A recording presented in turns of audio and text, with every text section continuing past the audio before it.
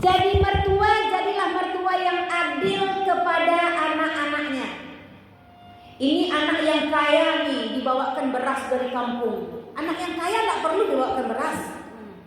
Ini anak yang miskin tak pernah didatangin. Anak yang miskin inilah yang perlu didatangin.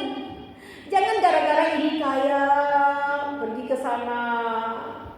Kemudian biasanya Bu, kalau ditanya ya, mertua itu misalnya punya anak 4, 2 laki-laki 2 perempuan. Kebiasaannya orang tua kalau ditanya orang begini ya, entah di kampung saya, entah di kampung ibu juga ada seperti ini, saya nggak tahu. Ibu, udah berapa orang cucu Bu?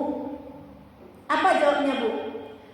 Yang di rumah awak 2, yang di rumah orang 2. Maksudnya apa Bu?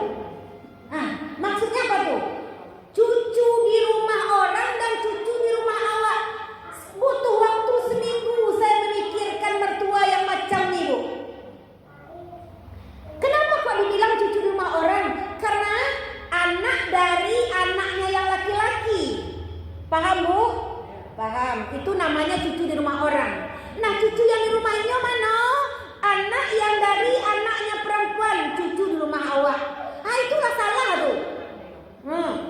Nggak usah dibilang cucu di rumah orang, cucu di rumah awak, atau cucu di negari orang, nggak perlu. Berapa orang cucu Bu? 4. Udah habis cerita. Nggak perlu di rumah orang, di rumah awak. Kok di rumah baru kali?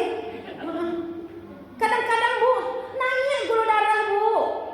Para orang cucu di rumah awak, di rumah orang. Berarti kalau cucu kita bilang di rumah orang Bu, ia jadi anak orang selamanya.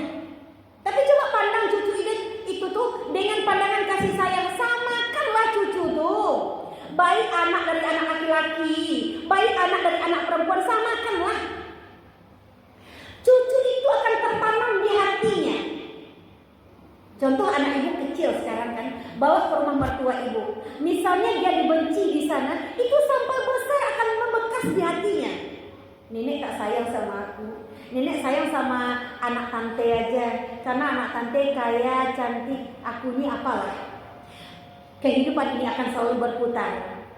Anak cucu yang dibenci itu suatu hari, suatu saat nanti dia sukses, tertanam di jiwanya. Kalau dia mempunyai seorang nenek seperti nenek lampir,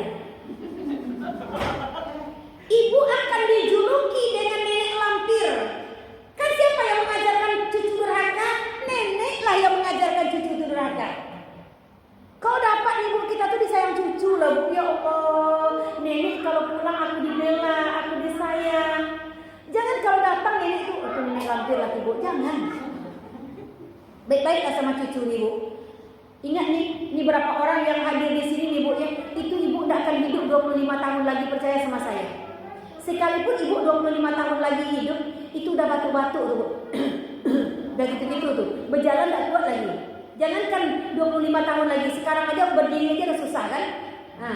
Udah duduk kemana-kemana duduk ibu ini kan. Ini baiklah sama cucu, jangan dibeda-bedakan cucu tuh. Daripada dicakinya nanti lah tuh.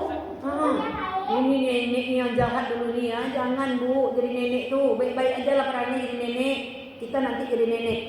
Saya nasihatin ini kepada ibu semua supaya apa-apa yang terjadi kepada orang terdahulu, dibenci mertua, dibenci neneknya, dibeda-bedakan sama neneknya, jangan terjadi kepada anak cucu kita. Sakit loh Bu. Sakitnya tuh di mana?